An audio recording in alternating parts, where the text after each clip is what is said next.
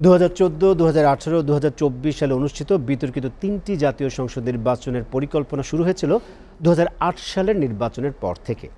এই অভিনব পরিকল্পনা হয় রাষ্ট্রের সর্বোচ্চ পর্যায়ের সিদ্ধান্তে।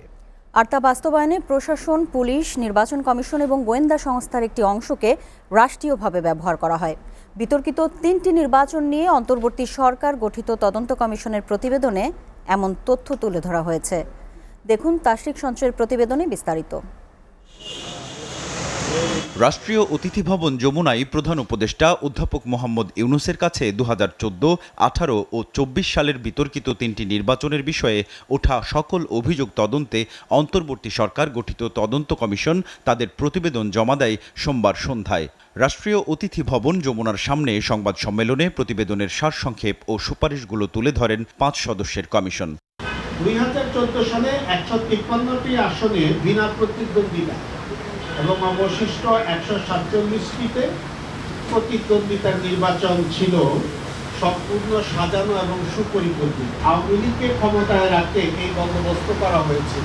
2018 সালের নির্বাচনকে প্রতিদ্বন্দ্বিতামূলক করার মিশন গ্রহণ করে বিএনপি সহ অন্যান্য বিরোধী দল তাদের শুধু প্রসারী পরিকল্পনা বুঝতে না পেরে নির্বাচনে অংশগ্রহণ করে। 18 সালে 80% কেন্দ্রে রাতের বেলায় ব্যালট পেপারে সিল মেরে আওয়ামী লীগের বিজয় নিশ্চিত করে রাখা হয়। ইন্ডিয়াতে যে ইভিএমটা ব্যবহার করা হয় ওই সময় বাংলাদেশের মূল্য মানে এটা দাম ছিল 20,000 টাকা, আর আমাদেরটার দাম পড়লো 2,34,000 টাকা এবং 41,000 এর মাঝখানে দামটা পড়েছে, যেটা অত্যন্ত অস্বাভাবিক। এবং দাম অনুপাতে এটা কিন্তু কোনো সেবা এবং কোনো রকমের মান ছিল না। দেখা যাচ্ছে যে ইলেকশন কমিশন আসলে খুব একটা রেসপন্সিবল ছিল না in terms of record keeping. ওরা আপনার কোন ভিত্তিতে বা কোন লজিকে ডিলিমিটেশন করে বা রেকর্ডসগুলোও যে আপনার যে প্রত্যেকটা ডিলিমিটেশন কোন কারণে করেছে, কেন করেছে, কোন টাইপ অফ প্রস্তাব এসেছে, এই বিষয়ে আসলে খুব একটা বেশি ইনফরমেশন পাওয়া যায়। ইসি গঠন থেকে শুরু করে সীমানা নির্ধারণ, রাজনৈতিক দলের নিবন্ধন, সংশ্লিষ্ট প্রশাসনিক কর্মকর্তা নিয়োগ, নির্বাচনের প্রচারণা, গণমাধ্যম নীতিমালা সহ বিভিন্ন পরিবর্তনের সুপারিশ করেন কমিশন সভাপতি হাইকোর্টের সাবেক বিচারপতি Shamim Hasnain. Commissions of public enquiry act 1956 এই আইনের আন্ডারে করা হয়েছে এবং এই পাবলিক এনকোয়ারি কমিশন হিসেবে আমাদের দায়িত্ব ছিল কিছু হিয়ারিং করা, রিসার্চ করা, যারা যারা ইনভলভ ছিল তাদেরকে ইন্টারোগেট করা এবং সার্ভে করা, পাবলিক ওপিনিয়ন পোল নেওয়া।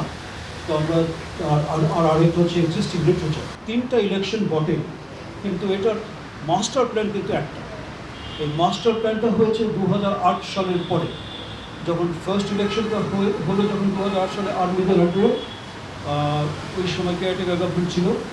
ওই ইলেকশনের পরে অনেক যে কারণ সেগুলোর মধ্যে যাচ্ছি না, কারণ ওটা আমাদের টার্মস অফ রেফারেন্সে ছিল না, কিন্তু ওখান থেকেই একটা স্ট্র্যাটেজি ছিল যে কেয়ারটেকার গভর্নমেন্টটাকে বাতিল করা। আরও বিস্তারিত যাচাই বাছাই করে দোষীদের বিরুদ্ধে আইনানুগ ব্যবস্থা নেওয়ার আহ্বান জানানো হয়েছে তদন্ত সংশ্লিষ্টদের পক্ষ থেকে। আমাদের একটাই কনক্লুশন, এই 3টা election was fraudulent, was taken away by force, it was the death of democracy in Bangladesh. Tashrik Sanchoy, SA TV, Dhaka.